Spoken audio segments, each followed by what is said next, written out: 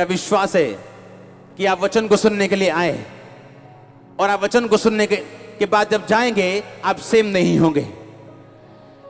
जो कुछ परमेश्वर ने आपको करने के लिए भेजा आप वो कर पाएंगे।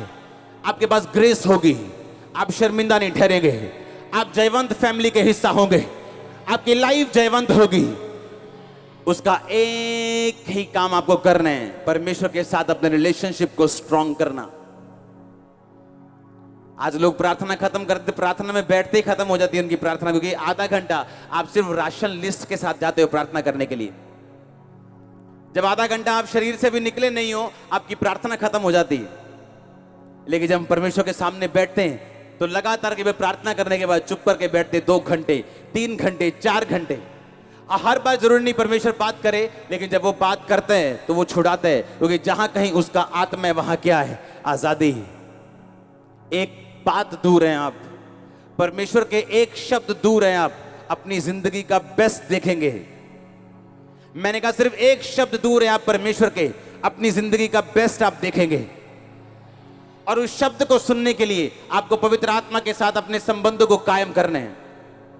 बाइबल कहती है शरीर आत्मा के खिलाफ और आत्मा शरीर के खिलाफ हर वक्त काम करता है, ताकि जो कुछ आप करना चाहते हैं आप वो कभी ना कर पाए। एक क्रिश्चियन होने के नाते आपका काम है अपने शरीर को काबू में रखना, आत्मा से शरीर की क्रियाओं को मारना। पौलुस कहता मैं अपने शरीर को मारता कूटता और वश में लेके आता हूं, ताकि औरों को प्रचार करके मैं खुद निकम्मा ना ठहरूं। एक क्रिश्चियन व्यक्ति अपने शरीर के अनुसार नहीं चल सकता। आप एक हाथ से शैतान के साथ दोस्ती और दूसरे हाथ से परमेश्वर के साथ दोस्ती नहीं कर सकते। उससे कहा अंधेरे और ज्योति का कोई लगाव नहीं, अविश्वासी का विश्वासी के साथ कोई लगाव नहीं, उनके साथ आसमान जुए में मत जुतो बाइबल कहती। आप एक शराबी को वचन दे सकते हैं, व्यभिचारी को वचन दे सकते हैं, पर रोज उनके साथ संगति नहीं कर सकते। आप लोगों से प्यार कर सकते हैं, उनको छुड़ाने के लिए आप प्रार्थना कर सकते हैं, उनसे मिल सकते हैं, उनको गाइड कर सकते हैं, पर उनके जैसा नहीं बन सकते। इसलिए परमेश्वर ने कहा था तुम रेत की तरह हो। रेत साफ करती है पर खुद गंदा नहीं होती।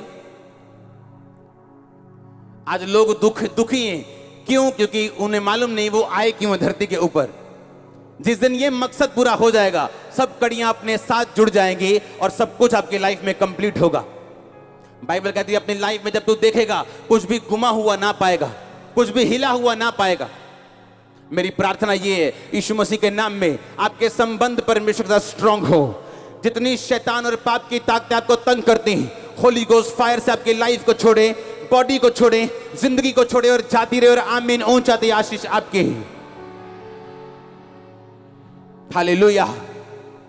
तैयार है शरीर के कामों को छोड़ने के लिए, शराब को छोड़ने के लिए, नशों को छोड़ने के लिए, परमेश्वर के साथ एक मन होने के लिए, उसके साथ मेल मिलाप रखने के लिए, संबंध कायम करने के लिए, किसी भी दुख में हो थैंक्स करने के लिए और प्रार्थना करने के लिए। तो बाइबल कहती है आप सुख और चैन से रहेंगे। परमेश्वर प्लान करेगा आपकी लंबी उम्र को, वो प्लान करेगा आपके बच्चों की हायर पोजीशंस को। यीशु मसीह के नाम में आप हायर पोजीशंस के ऊपर होंगे। आपके लोग गवर्नमेंट हायर पोजीशंस पे होंगे, पॉलिटिकली हायर पोजीशंस पे होंगे। अगर परमेश्वर के साथ संबंध कायम कर लिए, कोई कुछ भी कर ले आपको रोक ना पाएगा। अनस्टॉपेबल होंगे आप यीशु मसीह के नाम में। हालेलुया। जोर से बोलो हालेलुया। तैयार है उसको जीवन में ग्रहण करने के लिए, तैयार है उसके पीछे चलने के लिए, क्योंकि आपका एक रोल है। आप अपना रोल अदा नहीं करेंगे, परमेश्वर अपना रोल अदा नहीं करेगा। और जब तक आप स्टेप नहीं लेंगे परमेश्वर कुछ भी नहीं करेगा। लेकिन अज्ञानता से मेरे लोग नाश होते हैं, ज्ञान ना होने की वजह से मेरी प्रजा बंधुआई में जाती है। उसने कहा पवित्र आत्मा से भरपूर होते जाओ। उसने ये नहीं कहा मैं करूंगा, उसने कहा तुम होते जाओ। और आगे लिखा भी कैसे होना है। आपस में कहता भजन गाओ, भजन संहिता से अपने आप से बात करो। दाखरस के मतवाले ना बनो, आत्मा से परिपूर्ण होते जाओ। अपने आप से बात करो परमेश्वर के वचन के बीच से, और इस तरह से आप आत्मा से भरपूर होते जाएंगे। आप सुबह उठ के बोलते हैं, आप अपनी दर्द को ढूंढते हैं, दर्द कहां गई जो आपकी टांग में लास्ट नाइट हो रही थी। पर एक विश्वासी उठ के अपनी हीलिंग को कन्फेस करता है, क्योंकि वो जानता है जो मैं बाइबल के वचनों को जब बोलूंगा तो मैं आत्मा से भरपूर होता जाऊंगा। वो सुबह उठ के बोलता है, उसके कोड़े खाने से मैं चंगा हो चुका हूं, ये बीमारी मेरी लाइफ से जा चुकी है क्योंकि उसके कोड़े खाने से मैं चंगा हो चुका हूं। यहोवा मेरा चरवाहा, मुझे घटी ना होगी। वो अपने सामने की घटी को नहीं देखता, जो बाइबल कहती है वो देखता है, अगर वो पवित्र आत्मा से भरपूर होना चाहता है तो। और ये आपकी जिम्मेवारी। पौलुस ने कहा अन्य भाषा को बोलो, इसका मतलब आपकी जिम्मेवारी। उसने कहा वरदानों की धुन में रहो, इसका मतलब अगर आप डिजायर आपको देगा, क्योंकि बाइबल कहती मांगो तो दिया जाएगा।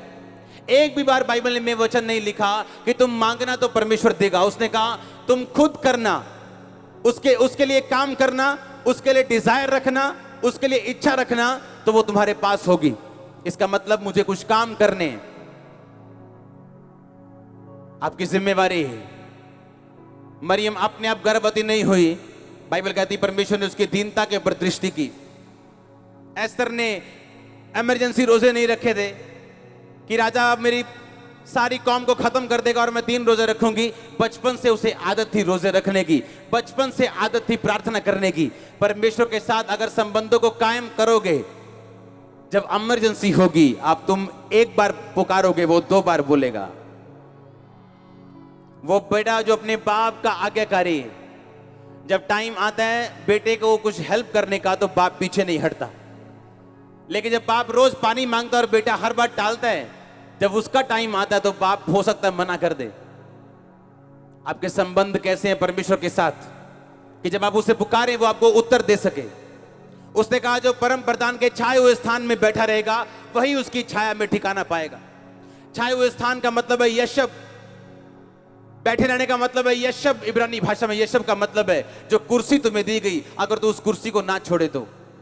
एक विश्वासी की कुर्सी अगर ना छोड़े तो, जो गवाही तुझे दी गई अगर तू उसे ना छोड़े तो, अपने संबंध को मेरे साथ अगर कायम रखे तो मैं तुझे ठिकाना दूंगा, मैं तेरी सुरक्षा करूंगा। तेरे निकट 1000 तेरी दाहिनी और 10,000 गिरेंगे परंतु वह तेरे पास ना आएगा। मैं अपने दूतों को तेरे निमित्त आज्ञा दूंगा, वो जहां कहीं तू जाए वो तेरी रक्षा करे, तेरे पांव में पत्थर से ठेस न लगेगी।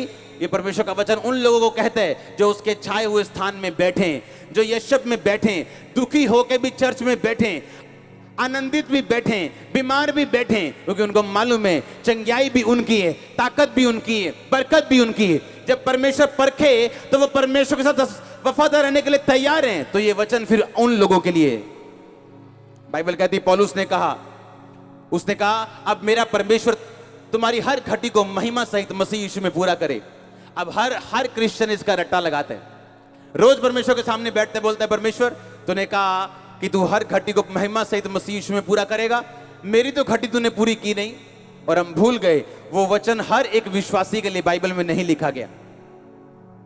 हर विश्वासी के लिए बाइबल का हर वचन नहीं, वो वचन उस कलीसिया को लिखा गया था जिस कलीसिया ने पौलुस की मिशनरी कामों में सहायता की थी। जब लोग पौलुस से हट गए, लेकिन कुछ कलीसिया पौलुस से हटी नहीं, तो पौलुस ने कहा था अब मेरा परमेश्वर तुम्हारी हर घटी को पूरा करेगा, क्योंकि तुमने परमेश्वर के कामों में परमेश्वर का साथ दिया है। मैं नहीं जानता किस चर्च आप जाते हैं, क्या उस चर्च का आपने साथ दिया? क्या अपने पास्टर के मिशनरी कामों का आपने साथ दिया? क्या रूहें बचाने में आपने पास्टर का साथ दिया, खुदावंद का साथ दिया? तो वो वचन फिर आपके लिए है कि परमेश्वर महिमा से तुम्हारी हर घटी को मसीह यीशु में पूरा करेगा। नहीं तो नहीं, नहीं तो वो वचन आपके लिए नहीं। तीतुस की पुस्तक में लिखा हुआ है कि हमारे लोग हर वक्त आवश्यकताओं को पूरा करने के लिए कुछ ना कुछ देना सीखें ताकि वो निष्फल ना रहें। इसका मतलब परमेश्वर के लोग भी निष्फल रह सकते हैं। जब वो आवश्यकताओं की परमेश्वर की पूर्ति नहीं करते तो वो भी निष्फल रह सकते हैं। इसका मतलब सब कुछ परमेश्वर के ऊपर नहीं है, उसने दुष्ट आत्मा को नहीं निकालना। बाइबल कहती मैंने तुम्हें अधिकार दिया दुष्ट आत्माओं के ऊपर और किसी वस्तु से तुम्हें कुछ भी हानि ना होगी। पर ये सारे अधिकार आज काम में नहीं आते, क्योंकि परमेश्वर के साथ जब संबंध टूटता है और वचन के साथ नाता टूटता है तो ये सारे अधिकार किसी काम के नहीं। जिस तरह एक बेटा होने का अधिकार किसी काम का नहीं यदि आप अपने बाप के घर में रहते ही नहीं हो, अपने बाप को पूछते नहीं हो।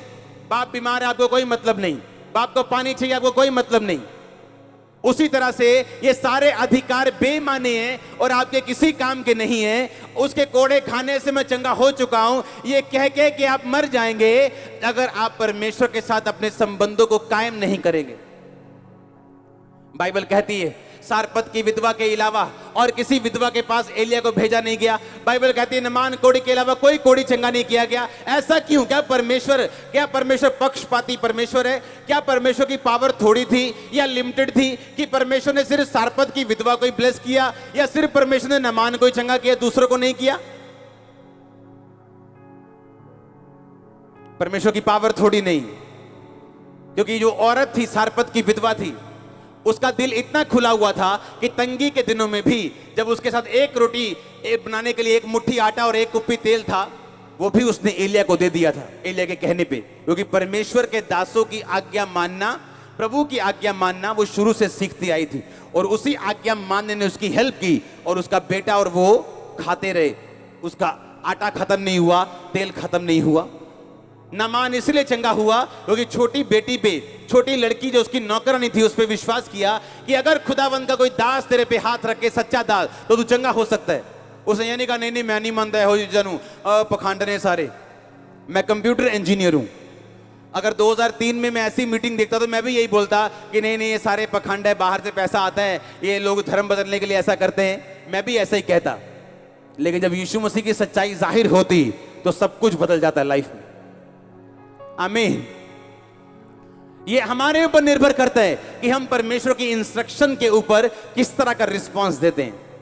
ये परमेश्वर के ऊपर निर्भर नहीं करता, ये मेरे ऊपर निर्भर करता है। ये मेरे ऊपर डिपेंड करता है कि मैं परमेश्वर दी गल्लां नूं सीरियसली लेना या मैं उते ही लेना। सारपत की विधवा ने सीरियसली लिया और उसका बेटा और वो उस आटे को बिना खत्म हुए खाते रहे। नामान ने सीरियसली लिया और बाइबल कहती है उसका कोड़ जाता रहा, और लिखा उनके अलावा किसी के पास उन्हें नहीं भेजा गया क्योंकि किसी के पास वो उतना विश्वास, इनफ फेथ नहीं था इंस्ट्रक्शंस को कबूल करने का।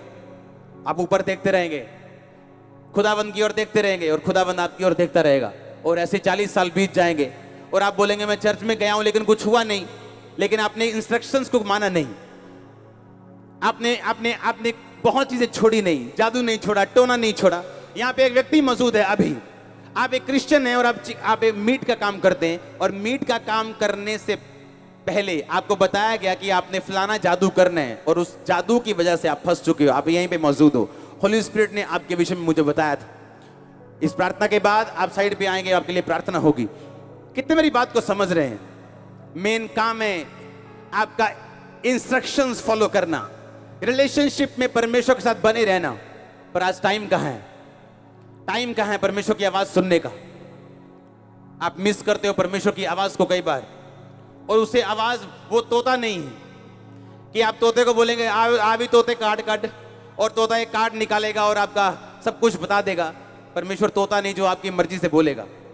आप उसकी हुजूरी में बैठते हैं, जब संबंध कायम होते हैं, आप उसकी हुजूरी में बैठते 2 घंटे 3 घंटे 4 घंटे आराम से बैठे हैं बिना किसी प्रेयर रिक्वेस्ट के। वो एक दिन आपसे बात करते हैं, वो बात आपकी लाइफ को चेंज करती है, बिजनेस चेंज करती है, फाइनेंस चेंज करती है, मिनिस्ट्रीज चेंज करती, आपकी कॉलिंग जो भी है वो बात आपको बदल देती। पर आज टाइम कहां है? अभी आधा घंटा होता है परमेश्वर की हुजूरी में बैठे और व्हाट्सएप चेक हो रहे होते हैं, फेसबुक पे चेकिंग हो रही होती है, किसने लाइक की है, किसने कमेंट की है। जब मैंने कमेंट किया था तो नीचे कमेंट का आंसर क्या आया? आधे घंटे में ही आपको फोन याद आता है, आधे घंटे में 3 बार फोन खुलता है। इसका मतलब आपके रिलेशनशिप परमेश्वर के साथ एक सीरियस वन वाली नहीं। रिलेशनशिप भी कई तरह की होती है, दोस्त भी कई तरह के होते हैं, अच्छे दोस्त होते हैं, पक्के दोस्त होते हैं, कच्चे दोस्त होते हैं। हाँ, कई बार जरूरत होती बता बोलता यार अपने दोस्त से मांग लेगा, नहीं यार ये को नहीं मंगना, ये मेरी पक्की घाटी नहीं पई। तो कई बार पक्का दोस्त होंगे तो बंदा मंगता भी नहीं, थप्पड़ मारदा कांदे वाले, आओ चाबी इधर जाना मैं किते। समझ आई कि नहीं? ऐसे ही परमेश्वर है, जब संबंध पक्के हैं आपको हौसला होता है। लिखा तुम्हारा दिल तुम्हें दोषी नहीं पाता, और जो तुम मांगते हो तुम्हें मालूम है खुदा तुम्हें देगा। पर दिल तो दोषी है। प्रार्थना में आधा घंटा हम बैठते नहीं, आधा घंटा बैठ भी 10 बार मोबाइल चेक करते हैं, हर दूसरे दिन ब्लू फिल्म देखते हैं, कैसे आप संबंध कायम करेंगे? क्योंकि शैतान आपका नुकसान कर रहा है, परमेश्वर का नहीं। जब सुनेगा नहीं परमेश्वर की आवाज, आप सुनेंगे नहीं, आप फ्री नहीं होंगे, आपको मालूम नहीं होगा आपने क्या करना है, और आप कंफ्यूज रहेंगे अपनी लाइफ में। कंफ्यूजन में फिर आप गलत डिसीजन लेंगे और बाद में परमेश्वर को ब्लेम गेम खेलेंगे। जबकि परमेश्वर ने आपको अपने संबंध मजबूत करने के लिए अपने पास बुलाया। इसलिए बाइबल कहती है यीशु मसीह मारा गया और गाड़ा गया और तीसरे दिन मुर्दों में से जी उठा, नरक गया एक दिन ताकि आपको नरक से बचा सके, क्रूस पर परमेश्वर से दूर हुआ ताकि आपको नजदीक कर सके। और बाइबल कहती है अगर आप उस पर विश्वास करें तो वो अपने वचन में लिखता है कि पिता का धन्यवाद हो जिसने तुम्हें मसीह यीशु की संगति में बुलाया है। संगति का मतलब है फेलोशिप, इंग्लिश में फेलोशिप, और यूनानी भाषा में अगर आप इब्रानी भाषा में उस वचन को पढ़ें तो उसमें लिखा परमेश्वर ने तुम्हें ऐसे अपनी संगति में बुलाया जिस तरह हस्बैंड और वाइफ होते हैं। इतनी क्लोज रिलेशनशिप में परमेश्वर ने तुम्हें अपने साथ बुलाया, कुछ छुपा नहीं, कुछ ढपा नहीं, सब कुछ परमेश्वर ने तुम्हें अपनी संगति में इस तरह से बुलाया। लेकिन क्या सचमुच हमारी संगति परमेश्वर के साथ इस तरह से है? हमें सोचने की जरूरत है। क्या सचमुच परमेश्वर की संगति मेरे साथ ऐसी है? हमें सोचने की जरूरत है। मेरी प्रार्थना ये है, जो ऑनलाइन सुन रहे, जो यहां मौजूद हैं, कि आपकी रिलेशनशिप जैसे पहले कभी नहीं थी इतनी स्ट्रांग हो परमेश्वर के साथ आज की मीटिंग के बाद। आप जानते हैं, आप छोटे हो आप बड़े हो कोई मायने नहीं करता, किस लेवल से आप बुलाए गए कोई मायने नहीं करता। मायने ये करता है जिस लेवल से बुलाए गए हो उस लेवल से खुदावंद के साथ वफादार हो के नहीं। वो आपको 2 साल चेक करता है, 3 साल चेक करता है, आप बोलते हो क्या फायदा वो पवित्रताई में रहने का, कुछ हुआ तो है नहीं। वो चेक करता है अगर मैं कुछ ना दूं तो अभी तू मेरे साथ रहने के लिए तैयार है कि नहीं। जब आपकी चेकिंग हो जाएगी आप द बेस्ट होंगे, यूनिक होंगे, आपके जैसा ना पहले कोई हुआ होगा ना बाद में होगा। आप इस तरह से बनाए और रचे गए परमेश्वर के द्वारा। आप अपनी असलियत को पहचान लेंगे यीशु मसीह के नाम में। आमीन हो जाए शिशु जी, मैंने कहा हालेलुया।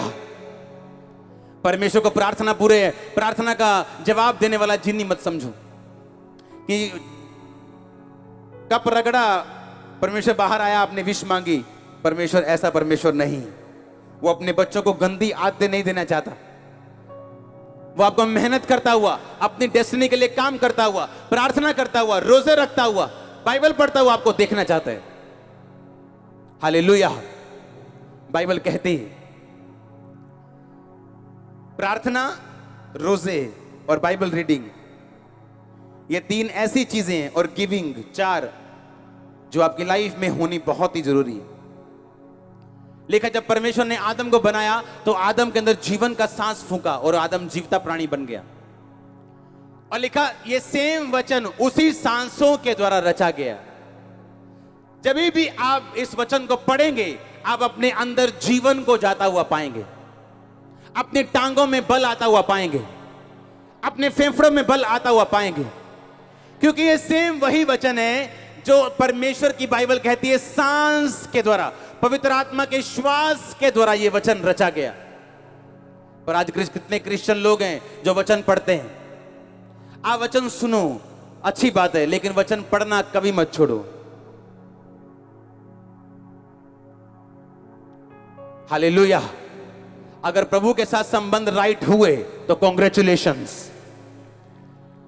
फिर आपको एक एक प्रेयर का उत्तर आने के लिए वेट करनी नहीं पड़ेगी। उत्तर आपके पीछे भागेंगे, ब्लेसिंग्स पीछे भागेंगी। मैंने कहा जिस दिन साल्वेशन को पहला स्थान दे दोगे, जिस दिन मुक्ति को पहला स्थान दे दोगे, जिस दिन परमेश्वर के वचन को पहला स्थान दे दोगे, बाइबल कहती है सब वस्तुएं पीछे पड़ के तुम्हारे पास आएंगी। अपने हाथों को उठा। सर्वशक्तिमान परमेश्वर, मैं माफी मांगता हूं आपसे दूर रहने के लिए, अपने गुनाहों के लिए। ऊंची आवाज में